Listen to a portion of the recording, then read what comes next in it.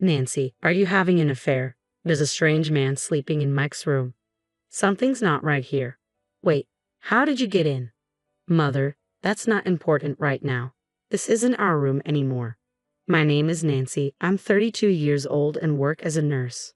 My husband Mike and I don't have any children yet, and we both juggle our busy jobs while sharing household chores.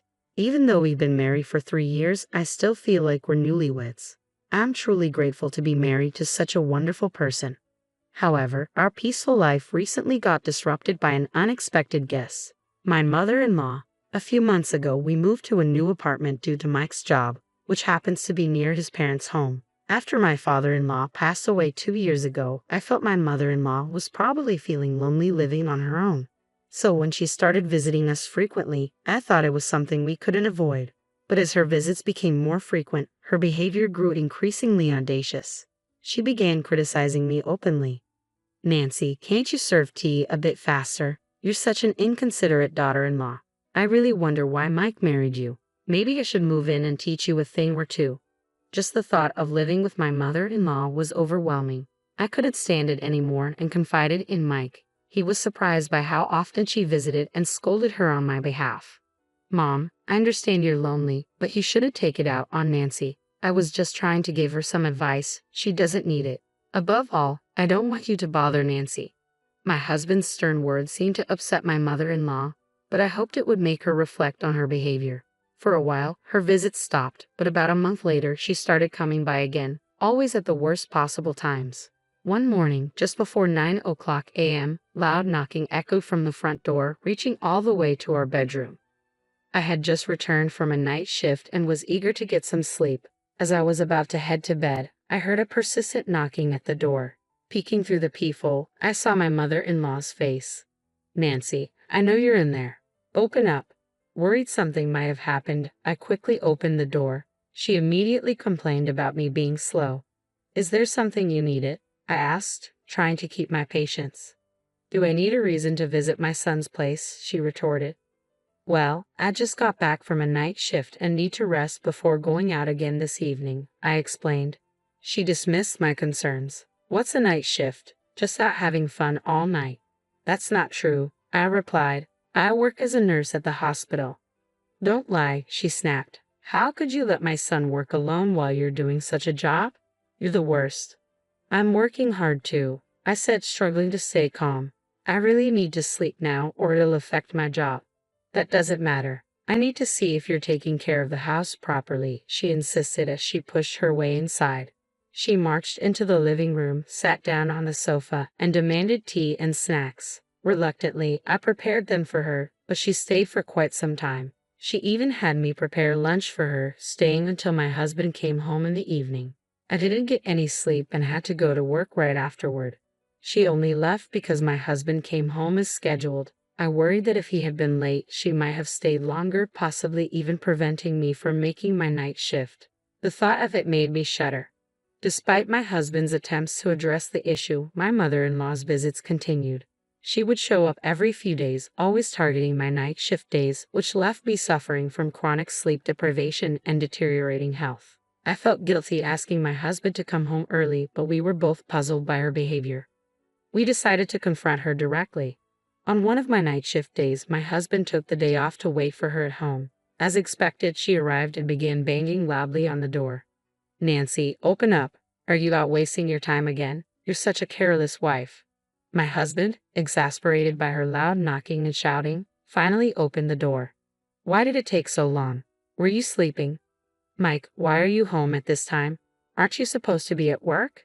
I took the day off today, Mother, he said. Have you been bothering Nancy like this every time she works a night shift? I only came because I believe Nancy is living so carelessly. I thought I should teach her a lesson, my mother-in-law said. How many times have we told you that Nancy works night shifts? She's probably lying. She's definitely out messing around. Enough. Nancy is working diligently. Do you want to confirm with the hospital? No, that won't be necessary. Then stop bothering Nancy early in the morning. Do you want to continue this and risk breaking ties with us? Why are you saying such cruel things? Because you're causing us distress.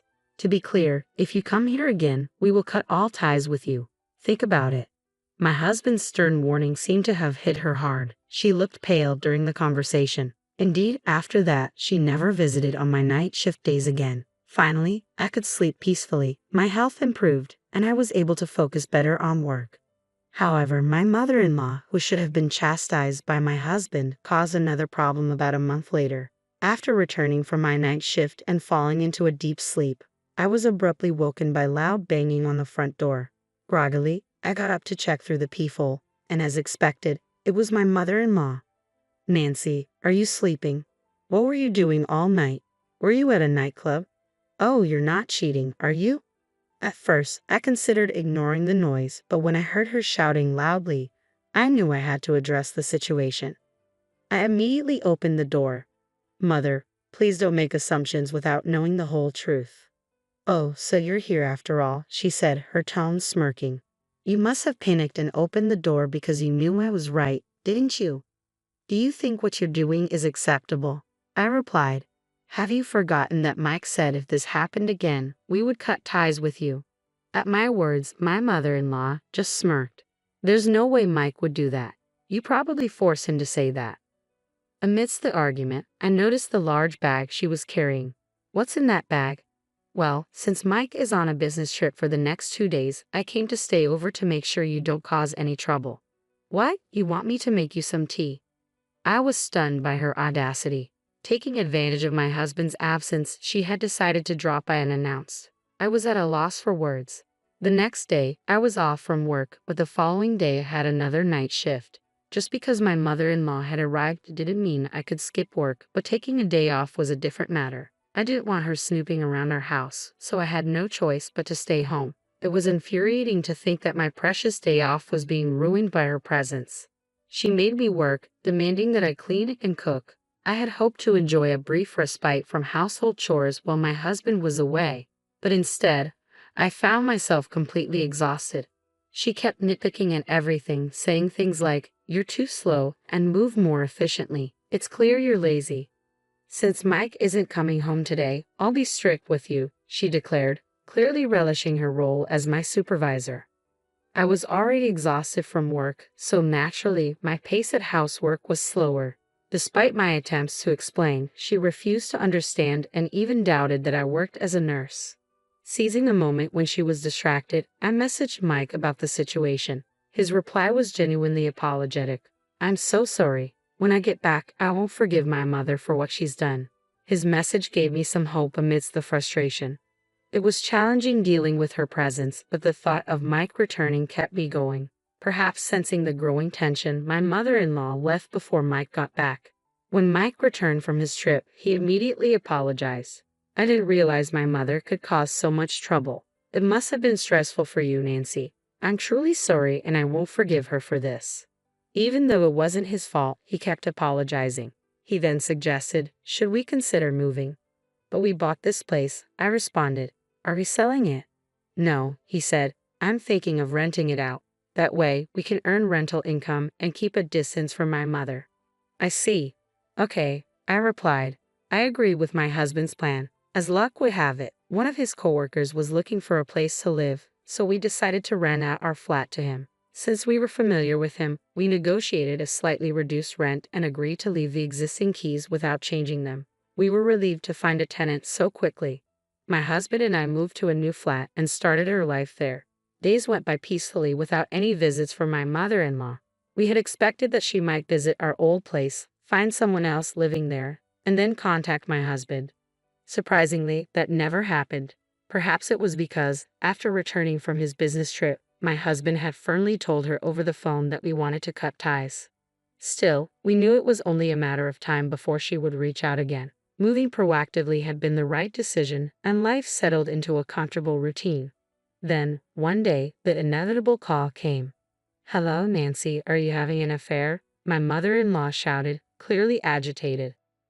"There's a strange man sleeping in Mike's room. Something's not right." "Mike's room? Where are you right now?" "In your flat, of course." "Wait, how did you get in?" "Don't change the subject. That's not the point right now."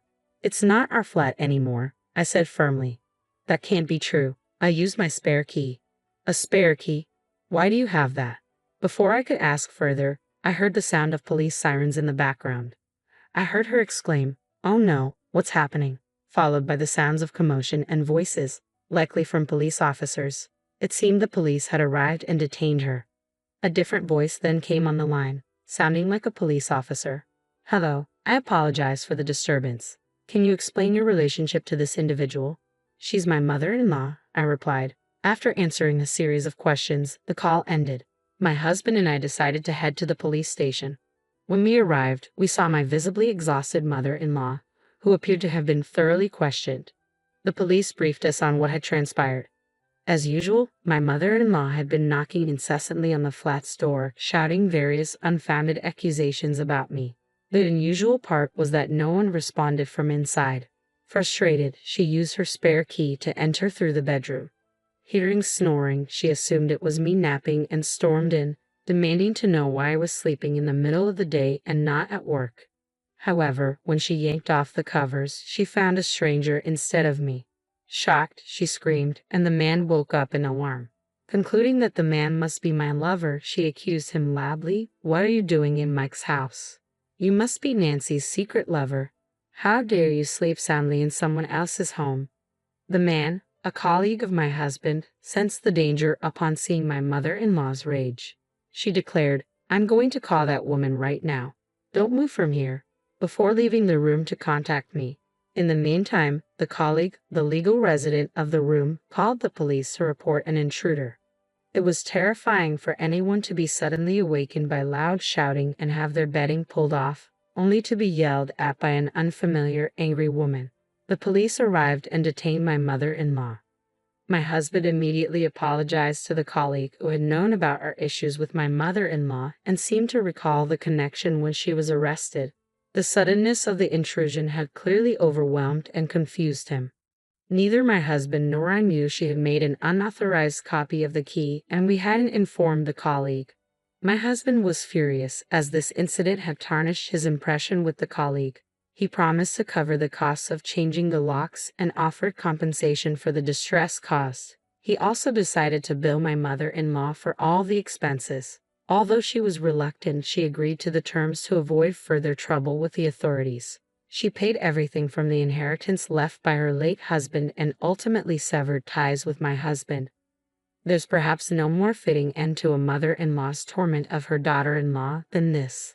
From then on, my husband and I finally reclaimed our peaceful daily lives. The reduced stress may have contributed to my becoming pregnant, and I safely gave birth. Now, as a family of 3, we spend our days happily together.